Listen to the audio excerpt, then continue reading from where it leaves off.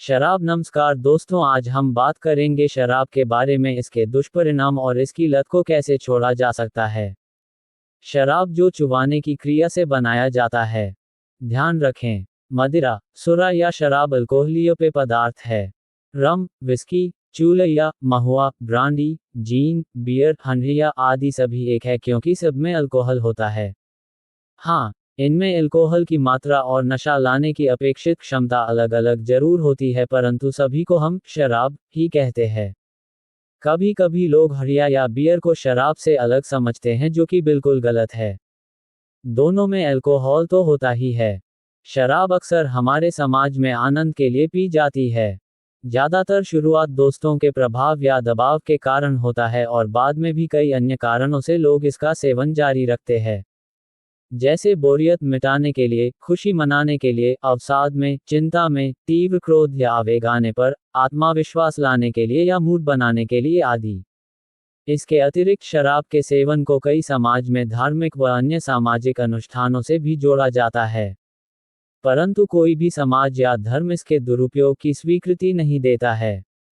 शराब सेवन के लक्षण। शराब के लगातार सेवन से कुछ विशेष लक्षण दिखाई देने लगते हैं, जिसके आधार पर भी इसके आदी होने को पहचाना जा सकता है।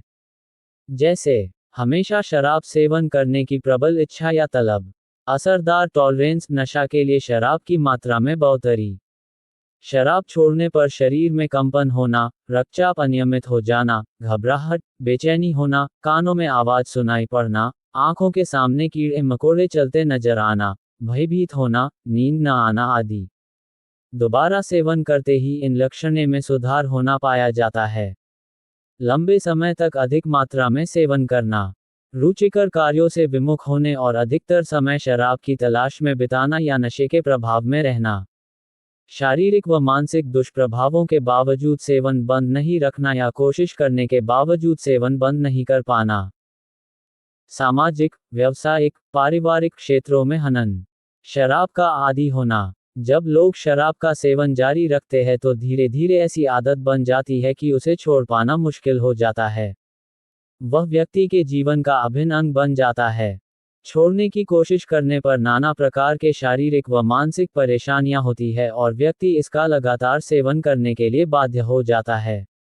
शराब के आदी व्यक्ति की पहचान। जब व्यक्ति लगातार शराब पीने लगता है तब समस्याओं की निरंतर बढ़ती हुई स्थितियां आती है तथा शारीरिक समस्याएं, विशेष रूप से पेट की बीमारियां, यकृत, लीवर की बीमारी, विशेषतः सिरोसिस, स्नायु तंत्र की कमजोरियां, कैंसर आदि। यदि आदतों का शिकंजा बहुत मजबूत हो चुका है तो आप अपने आप से 4 सवाल पूछें। क्या आपने शराब को कम करने या बंद करने की कोशिश की है? क्या आपके शराब पीने पर किसी ने कभी कुछ कहा जिससे आप क्रोधित हो गए? क्या आपको ऐसा लगता है कि शराब पीने से आप किसी दोषभाव से पीड़ित है? क्या सुबह उठते ही आपको शराब पीनी पड़ती है ताकि आपके शरीर में स्थिरता आए? यदि इनमें से 2 सवाल के भी उत्तर हाँ में है तो आप शराब के आदी हो चुके हैं और आपको तुरंत चिकित्सा व्यवस्था करवानी चाहिए, वरना आपका जीवन खराब हो सकता है।